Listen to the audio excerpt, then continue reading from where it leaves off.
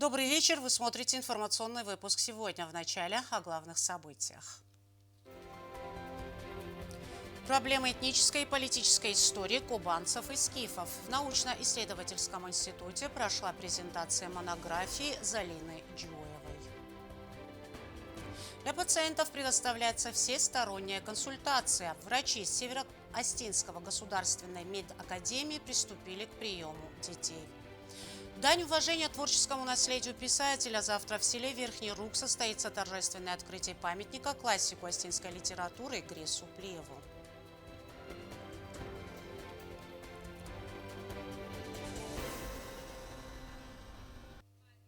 Исполняющий обязанности президента Марат Камбулов провел рабочее совещание с министром просвещения Российской Федерации Сергеем Кравцовым по реализации ранее достигнутых в Цхинвале договоренностей и дальнейшему развитию сотрудничества в сфере образования.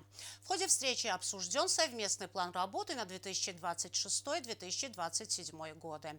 Главная задача, чтобы все договоренности как можно быстрее превратились в реальные возможности для детей, педагогов и родителей, подчеркнул Марат Камбулов. Российский экономический университет имени Плеханова возьмет шефство над одной из школ республики, в которой появятся программы по предпринимательству, современное оборудование и новые возможности для ребят. Об этом договорились исполняющий обязанности президента Марат Камбулов и ректор вуза Иван Лобанов в ходе встречи в Москве. Стороны обсудили проекты, которые помогут развитию образования, экономики и системы государственного управления Южной Осетии. В научно-исследовательском институте имени Захара Ванеева прошла презентация монографии кандидата исторических наук Залины Джуевой на тему «Проблемы этнической и политической истории кубанцев и скифов». Подробности далее. Это учебное пособие для студентов и вузов, учителей, учащихся старших классов и широкого круга читателей. Пособие посвящено этническим и политическим вопросам истории Древней Осетии, от времени возникновения кубанской цивилизации до падения Малой Скифии в Крыму в середине III века до нашей эры. От имени исполняющего обязанности президента республики Марата Камбулова участников презентации приветствовал госсоветник Константин Кочиев. Он отметил значимость изданной книги для сферы просвещения. И сегодня перед нами работа Залины Алановны, которая не только дает обзор уже утвердившихся в науке представлений, но и предлагает свежий, смелый и аргументированный взгляд на ряд ключевых вопросов этногенеза и осетины некоторых других народов. Мы живем в эпоху беспрецедентного накопления эмпирических данных. С каждым годом умножается массив наших знаний, фактов о древности. Ежегодно археологические экспедиции приносят сотни новых публикаций. Методы естественных наук, палеогенетика, изотопный анализ. Слова поздравления в адрес автора книги выразил первый секретарь посольства Российской Федерации в Республике Южная Осетия Игорь Ратушняк. Поэтому я хотел бы поздравить уважаемую Залину Алановну с этим весьма достойным результатом. Вот первый луч, да, который озарил, собственно, историю кубанцев, чтобы он вдохновлял как ее саму на дальнейшие исследования, так и других историков, других исследователей и, конечно, нашу молодежь. Представители интеллигенции отметили, автор ответственно подошла к сбору информации по выбранной тематике.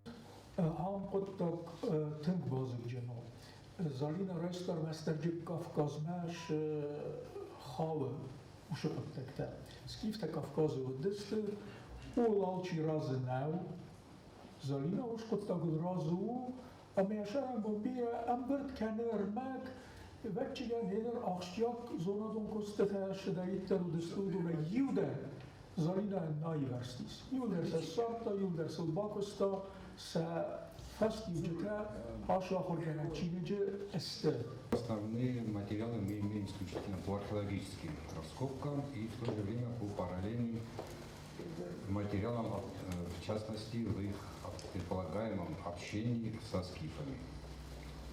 Конечно, вы, наверное, знаете, что в этногенезе Остин две версии превалируют.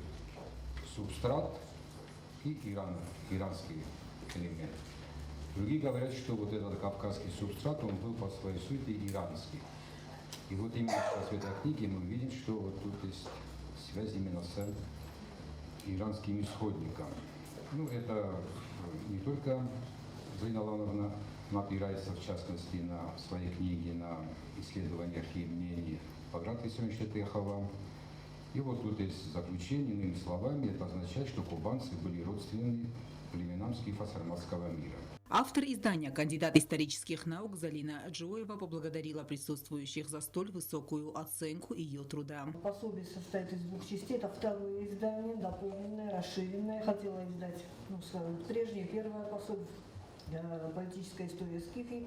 Потом решила все-таки дополнить это пособие, написать еще несколько глав по этнической истории кубанцев. Но, на мой взгляд, вот все данные смежных наук, и археологии, и мифологии, и письменной традиции, они свидетельствуют о том, что осетины и в этнолингвистическом плане, и в культурном, и в религиозно-мифологическом являются потомками той индоиранской общности, которая с глубокой древности присутствовала на Кавказе, что подтверждается многочисленными свидетельствами письменных источников, данными археологии, мифологии, этнологии, гидронимии. В ходе доклада Залина Джоева отметила, пособие станет помощником для студентов, чтобы они могли более ясно себе представить ту эпоху, исторический отрезок времени. Алена Утаева, Рауль Кочиев, Оксана Татаева. Информационный выпуск сегодня. Центральная избирательная комиссия Южной Осетии в ходе очередного заседания рассмотрела и приняла постановления, направленные на совершенствование избирательной системы и обеспечение ее прозрачности. Утвержден порядок формирования и назначения членов территориальных и участковых избирательных комиссий. Утверждены образцы печати избирательных комиссий и положения об удостоверениях членов территориальных и участковых избирательных комиссий с правом решающего голоса. В целях усиления контрольно-ревизионных функций при ЦИК создана контрольно-ревизионная служба. Принято постановление о передаче вакантного депутатского мандата парламента Южной Осетии 8-го созыва зарегистрированному кандидату из республиканского списка, выдвинутого партией «Единая Осетия», Икоеву Алану Николаевичу.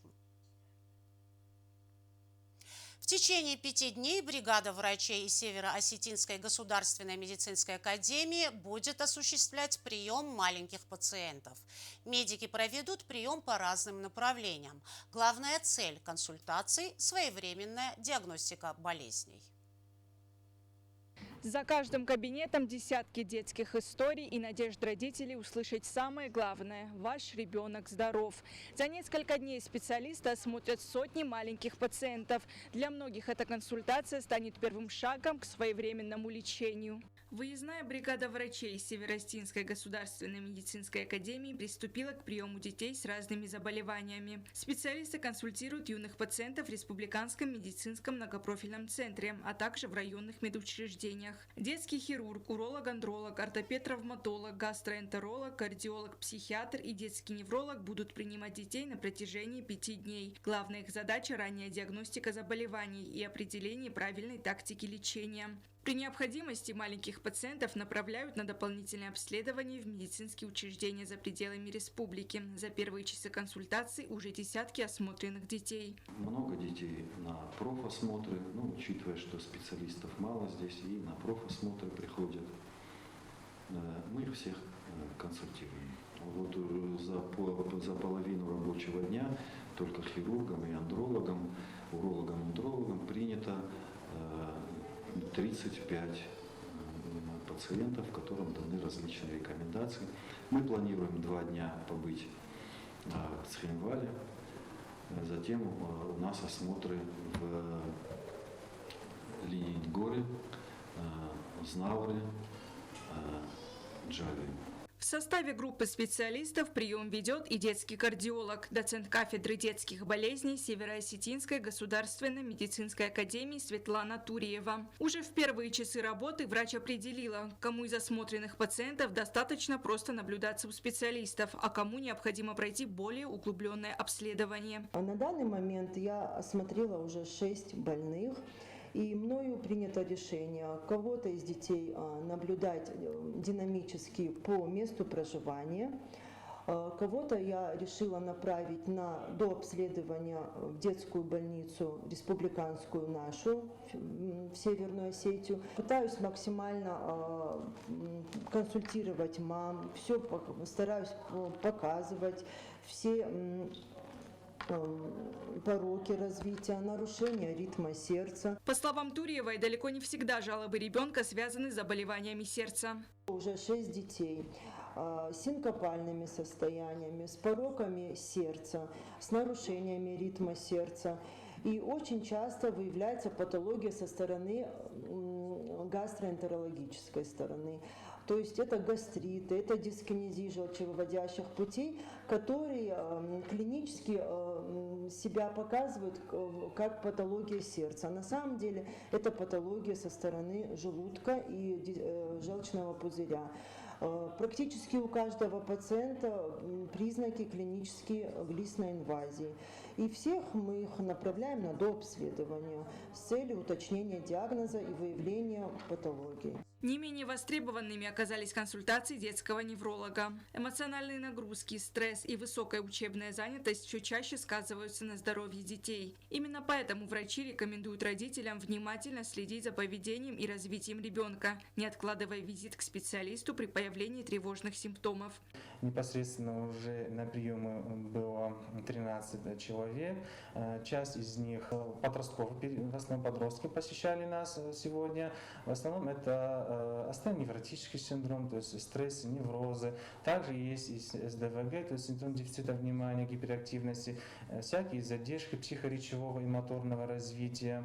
Ну и у нас в основном в целом подход идет как мультидисциплинарная бригада. Да? С ребенком должны работать не только невролог, но вот и логопед, дефектолог, нейропсихолог, психолог, сенсорная интеграция. В общем, вот такой курс лечения.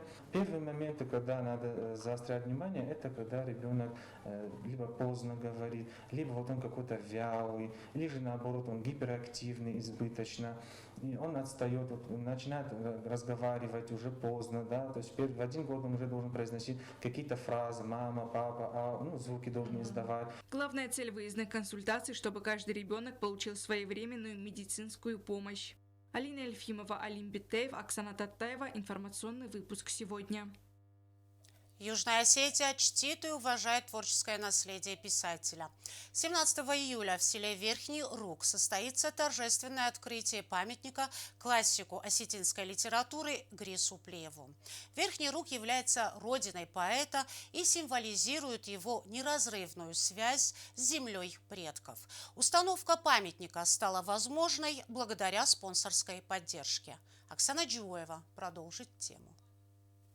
Завтра, 17 июля в 13:00 в селе Верхний Руг состоится торжественное открытие памятника классику осетинской литературы Грису Плиеву. Автором монумента выступил известный скульптор Владимир Плиев. Реализация проекта стала возможной благодаря спонсорской поддержке предпринимателя Ростислава Хугаева.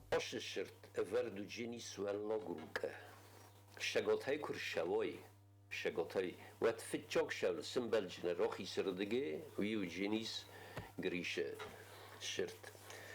Fandog madare vox borais vertomsh odam ult shavjust mena kharzgaj bo kuto mushron tunel rochizane kogluit svertui shirt kogluit rutinan legendarun inginieran ma hiren ult chidaiter shoy turista zahoy wie Fandog kunta kasterta farshiste vichu rutin mena vitou plite grish ma grish chiudi Judi сохам каражем, хофтами пропаганда канджестамса контакта.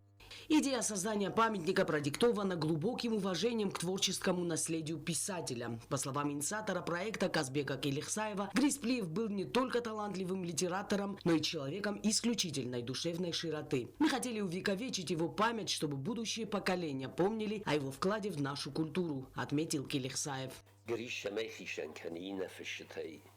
Iuevima grische hedagoktivun khoyadroisto khaste. Nimin sok fascistenach ma. Amma tangbira fafisto. Stay ashtirt halmoshkana gudis. از اونای کنکوم زرچنان ما خیول در سخورستان تبخصات بالو و من موت الو یه خوشتایودی سیول خوز در تاینکن دونه بالو مسیسم گریش مناشه شکسپیر کنه رو تلماش کتایت ود بالو اسودایی تا خملگ هاو در قدکن قوه. Место для установки монумента выбрано не случайно. Рук – родина поэта, символизирующая его неразрывную связь с родной землей. Символично и соседство памятника с домом, где когда-то жила Марта Плиева.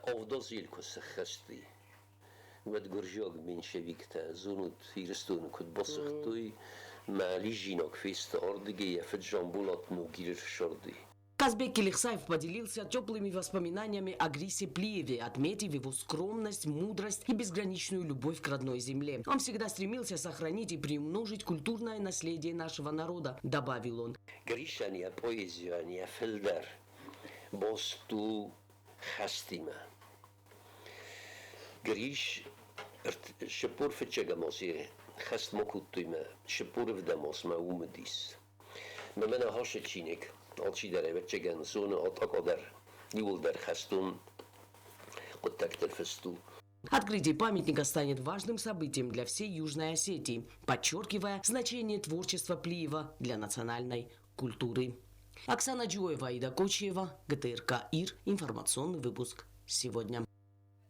Министерство сельского хозяйства поддержало инициативу фермера из Цхинвальского района. И теперь, благодаря энтузиазму сельскохозяйственника, ожидается высокая урожайность отличных сортов картофеля. Таким образом, уже в конце августа продукция отечественного производителя поступит на прилавки овощных магазинов. Подробности у Анжелы Кукоевой. Еще весной это поле казалось безжизненным, а сегодня здесь вовсю кипит работа. В этом сезоне фермер из Цхинвальского района решил сделать ставку на масштабное выращивание картофеля. За помощью он обратился в Министерство сельского хозяйства, где его инициативу поддержали, предоставив специализированную технику. Использование картофелесажалки позволило не только облегчить ручной труд, но и значительно ускорить процесс посадки. Мы оказали ему помощь в приобретении семенного материала. Там он приобрел два сорта, один ранний сорт, другой средний. И был завезен семенной картофель с Республики Северная Осетия Алания. Также при посадке ГУП «Агропромсервис» провела все механизированные работы на данном участке. Картофельное поле площадью 4 гектара раскинулось в селении Ирака. Здесь высажены сорта Артемис и Романа. Они ценятся аграриями за высокую урожайность и отличные вкусовые качества. Как отмечает Игорь Мулдаров, к посадке приступили с небольшим опозданием из-за затяжных дождей. Однако это не помешало планам фермера. Были проливные дожди, и они никак не могли в срок уложиться. За последние годы большая часть площадей картофеля была высажена в текущем году. Это порядка 15 гектаров. То есть вот в Цхинвальском районе 5 гектаров, это 4 мы здесь видим, еще 1 гектар тоже недалеко высажен. Также в Дзавском районе тоже высажен картофель в селе Цон. Также есть и в Знаурском районе порядка 2 гектаров. И общая площадь это где-то 15 гектаров в текущем году была высажена. Примечательно, что этот фермер стал первым в районе, кто решился на столь масштабное производство картофеля. Сейчас на очереди внесение минеральных удобрений методом листовой подкормки, что должно обеспечить хороший урожай. Будут внесены удобрения, и также следим за вредителями, за болезнями и будем сопутствовать и помогать до конца. Что касается урожая, то, конечно, пока рано говорить, какая урожайность будет. Но надеемся, что он получит хороший, высокий урожай. Картофель уже активно цветет, сбор урожая планируют начать в августе. Это значит, что совсем скоро на столах местных жителей появится качественная продукция от отечественного производителя. Анжела Кукоева, Ринат Медоев, Алина Бегизова, Зарема Арсоева. Информационный выпуск сегодня. В Цхинвале стартовал фестиваль уличного искусства, организованный арт-пространством «Южный портал». Это проект, реализуемый при поддержке Президентского фонда культурных инициатив России. Реализация одобренной заявки руководства Южного портала в республике проходит поэтапно. Алина Ельфимова обо всем подробнее. 7 художников, 7 масштабных работ и одна общая идея – через современное искусство напомнить о богатом наследии нардского эпоса и культурном единстве осетинского народа. В Цхинвале стартовал фестиваль уличного искусства, организованный арт-пространством «Южный портал». Мероприятие стало продолжением проекта, который реализуется при поддержке Президентского фонда культурных инициатив России. Именно заявка Южного портала стала первой от нашей республики, получившей грант от фонда. Первый этап проекта проходил с марта по июнь и был посвящен музыкальным событиям. В арт-пространстве проводились концерты, творческие вечера. Теперь же организаторы перешли к следующему направлению – стрит-арту. Как сообщил руководитель проекта Коста Джиот, в рамках фестиваля 7 художников создадут в Цхинвале 7 тематических муралов. На стенах зданий появятся масштабные художественные росписи. В рамках второго этапа нам необходимо создать 7 муралов, 7 рисунков в городской среде. Это как раз уже второй из них реализованный. Сегодня мы приступим к реализации третьего рисунка. Также у нас запланирован мастер-класс для молодых художников Вадима Гаджаева, выставка художников Севера и Юга Осетии, и все это мы завершим большим августовским концертом, фестивалем в театре. Занимаемся этим уже 8-й год. На наш взгляд, жители города встречают это все с положительными эмоциями, им это нравится. Первый арт-объект уже появился на фасаде административного здания ГУП «Энергоресурс» на улице Осетинской. Роспись была выполнена только после получения соответствующего разрешения городской администрации. Участие принимают художники местные, художники из Владикавказа, художники из Москвы. Выбирались художники по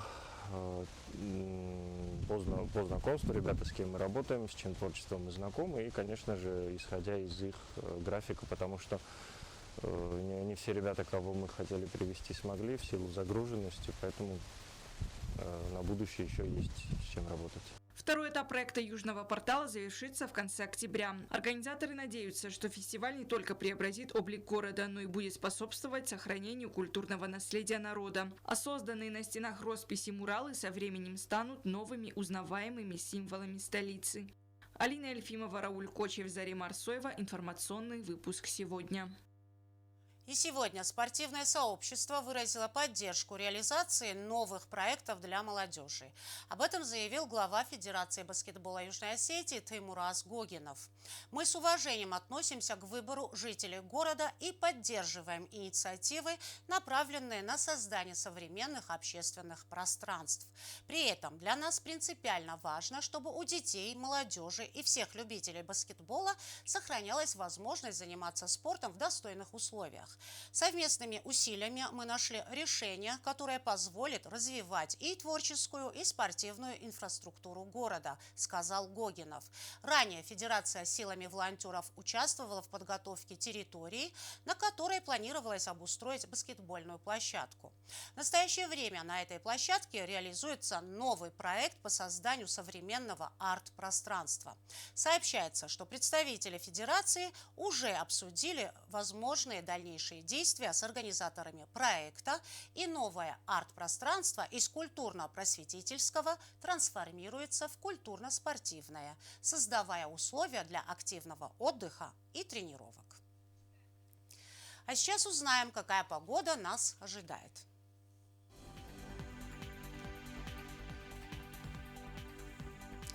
В республике переменная облачность. В Знаурском районе днем плюс 24, ночью 18 градусов тепла.